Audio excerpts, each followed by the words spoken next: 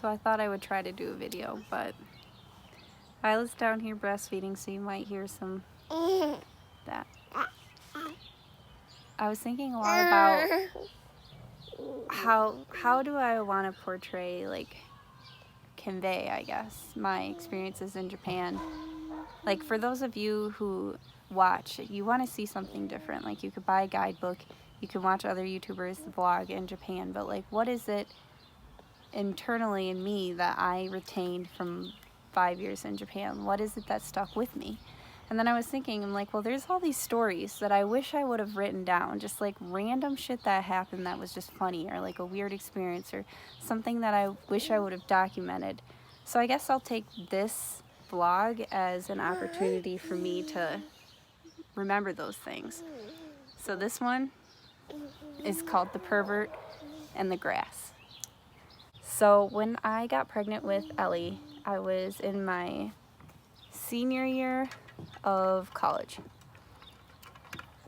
and I wasn't about to let myself like drop out of school when I was that close. Like, I only had a semester left, and so it took me 2 years, but I finished, and I was taking online courses. Well, I was taking like a science class, and it was like basic science, and we were learning about like biology, like photosynthesis or something. And one of the things that we had to do for the class is we had to, like, cover up grass for 24 hours and then like come back and take a picture every 24 hours for like 3 days to show how, the grass like essentially loses all of its green color, photosynthesis or whatever. So I only have like a 12-hour window of time when I can submit these assignments, because you have like 24 hours, but because I'm in Japan, everything's like reverse time-wise. So I'm up in the middle of the night, like going out to check on my grass. Well, it just so happens that in my neighborhood there is a pervert, and he's been going around like word on the street. It'd been like a month or so, and I lived in a really tight community, and that's one thing about Japan is like a lot of people, talk to each other, and like they're outside a lot, and they living in that apartment complex, like they'd lived there their whole life, so it was like everyone was next door neighbors, like everything spread like wildfire. So all the old ladies in my apartment were like, oh, there's a pervert outside, there's a pervert outside. And I guess this pervert was like going around our neighborhood and like flashing people as junk.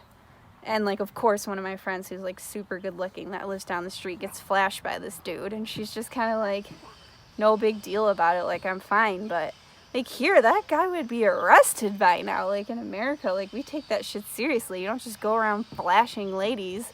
Like, this has been going on for a long time, and like, I don't know if they ever caught this guy. But anyway, so I'm trying to do my science assignment, and I'm going downstairs. I lived on the top floor of the 11th story, and I ride the elevator down all the way down, and I get there, and there's like a few grandmas conglomerated down there, like gossiping or whatever, getting off their bikes. And they're like, where are you going? Because it's like 9 o'clock at night, and I'm like being all shifty taking pictures of my grass in the park. And they're like, you don't want to go out right now. There's the pervert's out. I'm like, I'm just trying to take pictures of grass. And they were like, I was trying really hard to explain to them that I was trying to graduate and I needed to take pictures of grass, but they weren't getting it, so then I ended to go home. That's the end of that story. But I want to remember that. And then one more thing. This one's, what do I want to call this one? I guess I haven't come up with a name. Let me think on that. Hold on. All right, we're going to go with the Rooster in the Box. So I lived in, there's the 2 major cities in Japan. Like, there's obviously a lot, but the first largest city is Tokyo, and the second is Osaka. I lived in Osaka, so I lived in a big city. We're talking like Chicago. I could ride my bike down to the center of Osaka in about 10 minutes, so I was pretty close. Well, I lived in a government subsidized apartment complex, so like I mentioned in the previous video, it was a lot of old people and like people that had been there their whole lives. And I lived on the 11th story, and of course you could hear all the things going on around you because you were so up high in this big concrete building, and everything's concrete, so everything bounces off each other sound wise. But Japanese people are really quiet at nighttime. Like, they take that like dark means quiet rule really seriously, and if you're out making noise, like, someone's gonna come out and say something to you. Anyway, so aside from like the daycare that you would hear across the street, and like kids laughing and playing, and like, you know, maybe the stray drunk man lingering around in the streets at night, like once bar closed came and they're drunk. You'd hear that every once in a while, you know, a loud motorcycle. But one day I heard a rooster, like, cock-a-doodle-doo! And I'm like, I think I'm losing my shit, man. What is that? And so I'm just like, all right, I must be hearing things, and I let it go. Well, I heard that again, like several times, and I'm like, I'm hearing a rooster. I'm in the middle of the city, and I'm hearing a rooster somewhere. All right, fast forward. A few weeks later, I'm in the park, and Ellie's playing in the sandbox. She's like 2 years old, and there's other kids. They're all playing together, and one of the kids was there with their grandma. And at that time, I didn't know who it was. Now I'm really close friends with them. But anyway, there was like, it was the city, so there was trash and litter around, and 2 pigeons got their feet tied together with twine or some kind of trash. And the old lady that was there with the other little girl came running up to me, and she's like, can you help me? Can you try to help me? And she had the pigeons in her hands with their feet tied together, and she wanted me to see if I could try to break them apart. And I'm like, well, I need scissors. Like, I couldn't, you know, she'd been trying to get it off, but it was really tied on tight. So I'm like, wait a second, because I was right across the street from where I lived, and there was a cafe.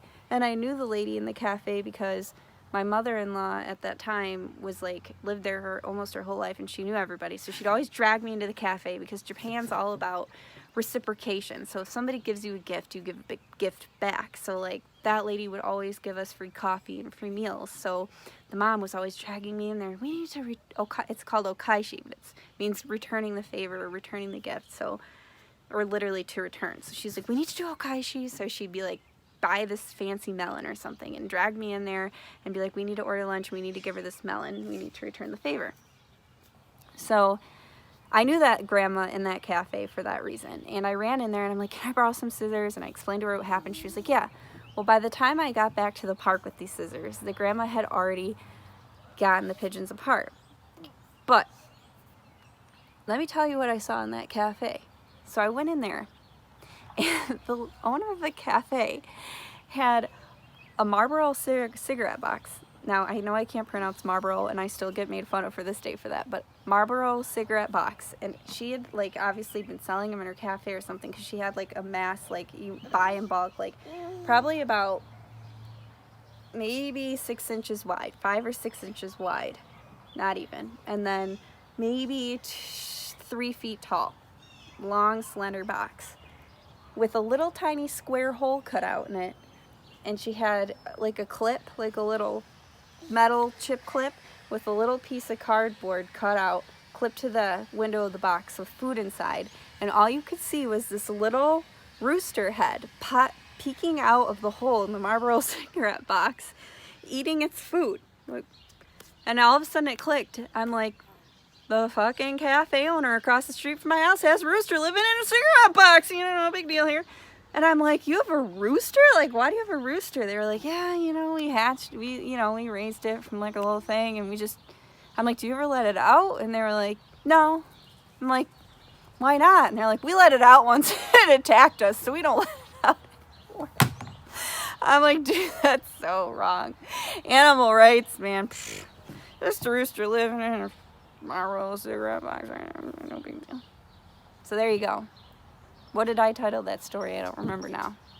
The Rooster in the Cigarette Box and the Pervert in the Grass. And I'll think more for Japan story time. I hope you guys enjoyed. Have a good night.